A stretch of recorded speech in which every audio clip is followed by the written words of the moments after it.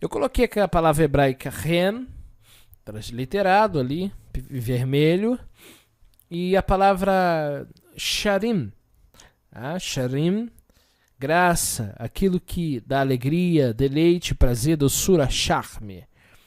Também favor, pode ser traduzido também como favor. É muito importante vocês entenderem que a palavra, a expressão em determinado texto pode ser traduzido por causa disso, tá? Por causa disso, em algum texto, portanto, depende do contexto. Então, para nós falarmos de graça, né, eu não posso só usar o termo isolado, a palavra em si, porque existe uma linha de raciocínio desenvolvido pelo autor, né, dos textos, que é o Shaul Rochalia, e eu preciso entender o que ele quer me passar. Eu não posso pegar isso de forma isolada. Bom, o que está acontecendo por aí? Está acontecendo que algumas pessoas, por falta de conhecer, de entender a real proposta do autor, que foi Shaul Rochalia, elas desconhecem o sentido que Paulo está querendo dizer aos ouvintes e que de fato a Bíblia vai falar. Primeira coisa, a Bíblia não pode se contradizer.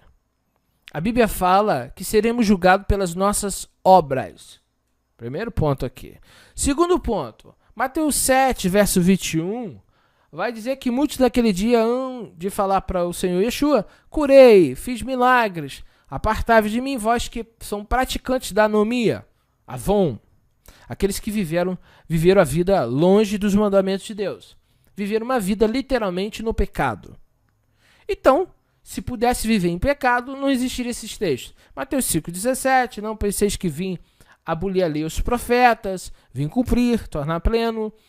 Também você tem Apocalipse 14:12, a perseverança dos santos, os que guardam o mandamento de Deus e têm a fé em Yeshua HaMashiach. A graça, o próprio Shaul falando, e o entendimento que eu tive ao ler, é uma influência do Eterno sobre as almas que estão presas nas prisões. Existe uma intervenção do Criador sobre o ser humano, lhe favorecendo. Libertação, algo que por si só o homem não pode obter. E aí entra a própria história de Shaul Rochalia. Shaul recupera a visão e aí, do dia para a noite, com uma ação divina, ele abre os olhos e consegue enxergar. E aqui entra a linha de raciocínio da graça. Aqui entra a teologia, vamos dizer aqui. Vós estavais mortos em vossos delitos e pecados. Eu vou usar o próprio Paulo como exemplo, que antes de conhecer Yeshua, era teimoso, era um judeu. Ele não era, vamos dizer assim, um gentio, um goi, alguém que desconhecia sobre o Eterno. Não, ele não era leigo nesse assunto. Mas ele estava morto em delitos e pecado. E aqui Paulo vai desenvolver uma linha de ideia sobre a graça que ele quer expressar, que é mal compreendido nas igrejas evangélicas. E é, portanto, muito importante você entender e prestar muita atenção.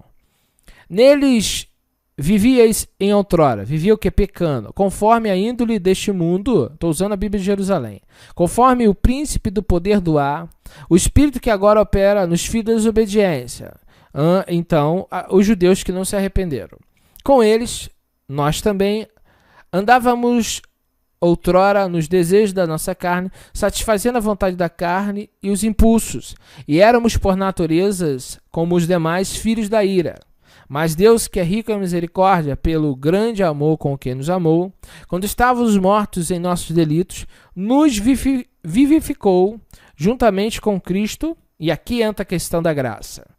Então vamos entender, pela graça foste salvo, e aqui é o momento que entra a expressão graça. Graça, então, é traduzido como favor. Favor para quem? Para quem estava em pecados e delitos. Para quem era mandado pelo pecado. A pessoa não tinha domínio próprio. Vivia se satisfazendo a índole deste mundo. A vontade da carne. Tá? E aqui entra o que de fato é graça. Tá? Graça não é permissão para pecar. Vocês vão entender hoje, uma vez por todas, o que é graça. E com ele nos ressuscitou, nos fez assentar nos céus com Cristo, a fim de nos mostrar, nos tempos vindouros, a extraordinária riqueza de seu favor, de sua graça, pela sua bondade para conosco em Cristo. E aqui entra a linha de raciocínio. Pela graça sois salvo. Aqui nós precisamos entender a expressão salvo. Vou pegar o livro de Strong aqui, tá? No verso 8, que é onde está, tá? Porque pela graça sois salvos. A expressão sozo, salvar, manter a salvo, resgatar do perigo da destruição. Esse salvar aqui, nós fomos resgatados. E essa salvação foi baseada no quê? Aqui está a questão. Qual é o contexto? Vivíamos pecando. Não tínhamos domínio próprio. Não controlávamos os instintos, por isso éramos escravos do pecado. E o que é salvar aqui? Se nós vivíamos em pecados e delitos, fomos salvos para quê? Vamos entender. Mediante a fé. A palavra fé, pistes, significa emuná, firmeza. E isso não vem de vós, é dom de Deus. A expressão dom, doron, também significa presente. Então eu posso traduzir. Mediante a firmeza, isso não vem de vós, é um presente de Elohim. Não de obras, preste atenção aqui, para que ninguém se glorie. E aqui eu preciso entender que essas obras aqui, tá? É antes de ser alcançado. Não de obras mortas, como fazem os fariseus. Vamos continuar para o contexto explicar o texto. Pois somos feituras dele criados em Cristo. A palavra aqui, tornar habitável, tá? Ser fundamentado, essa palavra traz a ideia de formar, modelar, tá? Pois somos feituras dele, formados em Cristo, Yeshua. Aqui é a questão, para boas obras. A palavra boas aqui, ágatos, significa boa, tá? Útil, saudável, bom, agradável, amável, tá? Excelente. Obras, ergon. Mas veja que aqui, Paulo diz, isso não vem de vós. O que não vem de vós? E é aqui que eu preciso entender. Não de obras, mas aqui embaixo, ele já disse que fomos o quê? A palavra aí é formar, mudar, transformar completamente. Essa palavra criado, vamos ver na Bíblia de Jerusalém. Pois somos criaturas dele, criados em Cristo para as boas obras. Aqui está uma tradução diferente. Criados em Cristo para boas obras, que Deus já tinha preparado para que nelas andássemos. Então, o que Paulo está dizendo aqui é que nós vamos ter obras depois de sermos alcançados pela bondade do Eterno. Aqui Paulo ele está fazendo uma clara distinção de obras mortas para obras vivas. O que Paulo está querendo dizer é que eu não conseguiria ser liberto do pecado por força própria. Paulo não está falando que não tem obras. Paulo está falando que primeiro somos alcançados quando estávamos nos nossos pecados e delitos. Agora transformados, temos boas obras. E é isso que ele está falando. Anulamos, pois, a lei pela fé? Não, de maneira nenhuma. Antes confirmamos a lei. Tá ok?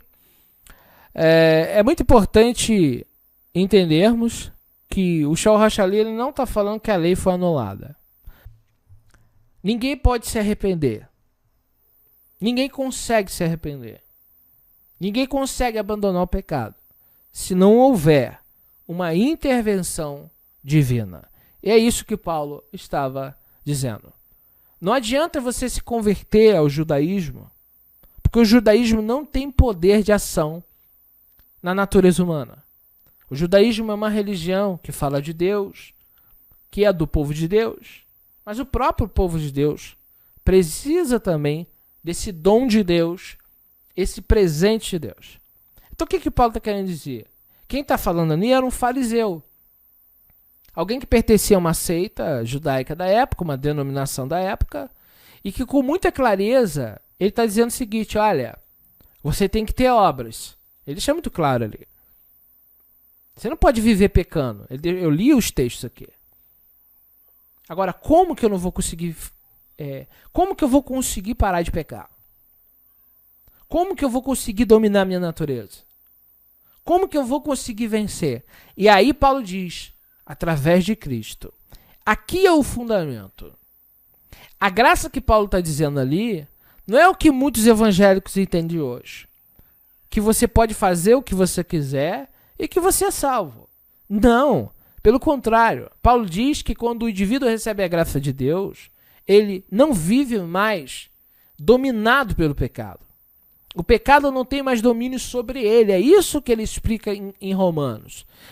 E aqui está a questão. Paulo não está falando que a lei não deve ser observada porque eu li Romanos 3,31. Não anulamos a lei por causa da fé. Confirmamos. Então o ponto central aqui é, Paulo está criticando obras mortas. Como assim, Felipe? É tipo aquela que os judeus, eles acham que eles conseguem mudar sem ação divina. Ou que Paulo, na linha de raciocínio de Paulo, um homem não consegue tomar rumo na sua vida se Deus não intervir.